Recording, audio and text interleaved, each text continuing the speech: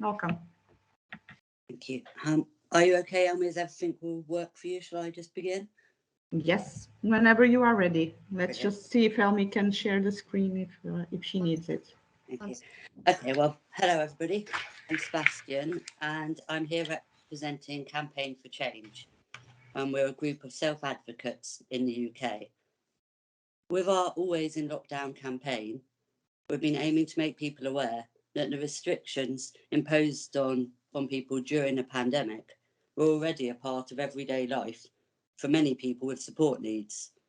And they continue to hold us in a state of perpetual lockdown that actually has nothing to do with COVID. Of course, there's some slides to show you, some posters our members have made. Frankie, like many people, likes to keep her nails looking nice.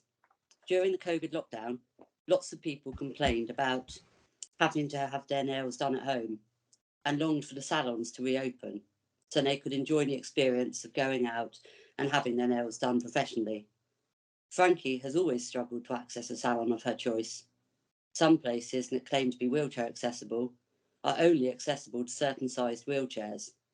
Imagine being told that you can't go to the salon or on a bus or to a restaurant because the door's not wide enough to accommodate you.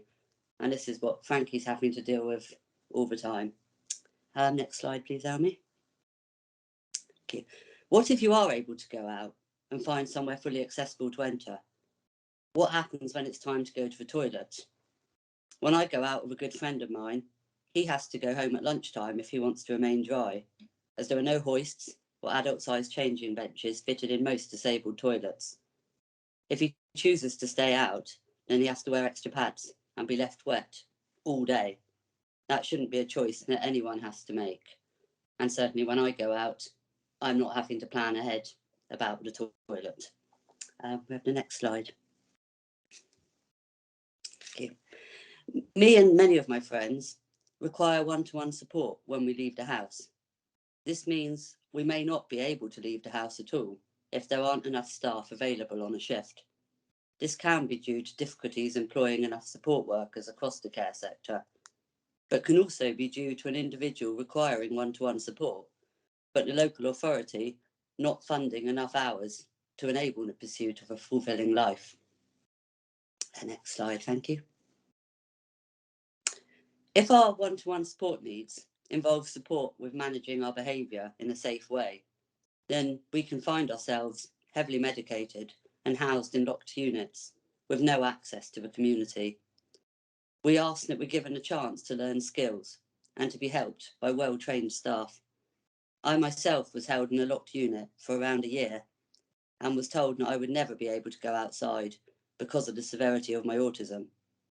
Since I was lucky enough to get out of there and move to a residential care home, I'm able to go out with one-to-one support, and I work all day, 5 days per week. Without giving us a chance, you can never know what our potential could be. Next slide, please. If you like heading out to a pub or a nightclub or an evening at the cinema, wouldn't you hate it if you had to go home early?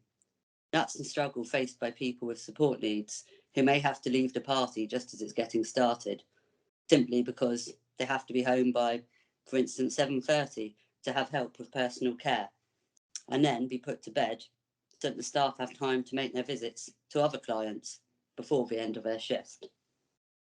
Next slide, please. Imagine if you dream of a holiday in the sun in Spain, a glass of champagne in hand, but instead you find yourself waist deep in mud, hauling yourself up a rainy English hillside. How did that happen to you? You paid a lot of money.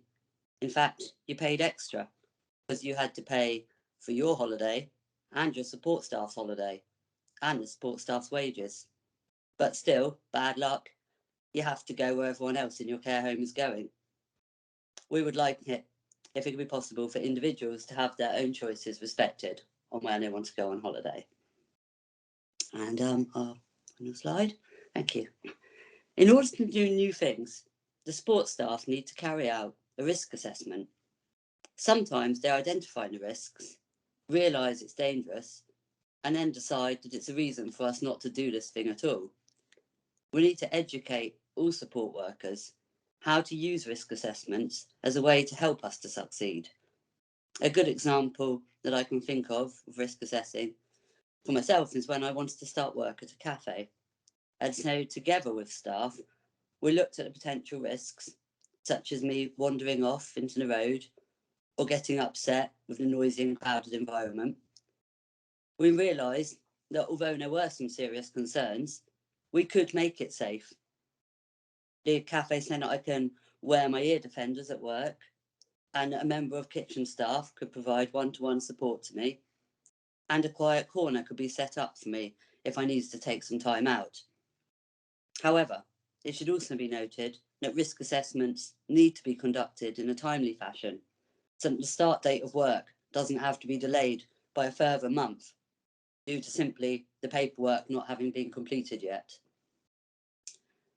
I wrote a poem during the COVID lockdowns, which I think sums up what our campaign is about.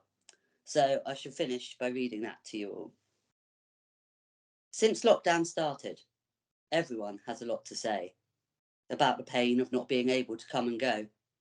But life for some was like lockdown anyway. The new normal for them, for us, was their normal every day.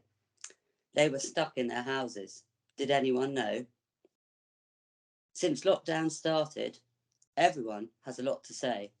Messages about loneliness they want to convey. The whole country is feeling depressed and low, but life for some was like lockdown anyway. All these new vows to help one another, come what may. It's important we all make the support effort grow. Since lockdown started, everyone has a lot to say. Got the time now to phone the vulnerable and check they're okay. We notice others' hard lives while our own life is slow, but life for some was like lockdown anyway. Only till now there was no space for them in our day. Perhaps these times are the happiest they've known. When this is over, will we all still have a lot to say about the people whose lives were like lockdown anyway? When we all head back out to the bright light of day, how many desperate voices will we hear pleading, stay? Thank you for your time.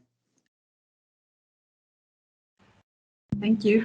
Thank you so much, Sebastian, for sharing with us this really powerful campaign. And I think it's really important because it makes us think about the way that we somehow make others live every day of their own lives. And the lockdown has certainly shown us some of the little things that we consider acquired for all of us, and that in fact they are not. So thank you so much for sharing this with us.